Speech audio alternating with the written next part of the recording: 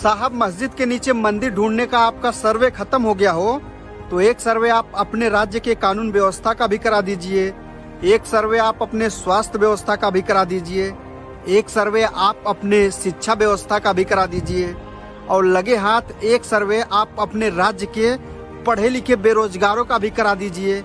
और एक सर्वे जरूर आप कराइएगा कि आपके राज्य में कितने लोग डेली भूख से बिना खाए सो जाते हैं। अगर आप मेरी बात से सहमत हैं तो इस वीडियो को ज्यादा से ज्यादा शेयर करिए और हो सके तो आप अपने राज्य के शिक्षा, कानून और स्वास्थ्य मंत्रालय को टैग करिए।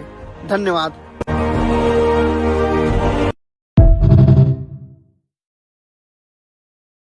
অনলাইনে কুরআন শরীফ শেখানো হয় এবং জলসার জন্য সুকণ্ঠ বক্তা ও সকল প্রকারের তাবিজ দেওয়া হয়। হাফেজ মাওলানা মোহাম্মদ হাফিজুল ইসলাম সাহেব, শিক্ষক মাদ্রাসা আল মাহাদ আল আলামী আল ইসলামী। ফোন নাম্বার 8240827978 ও 7602843343।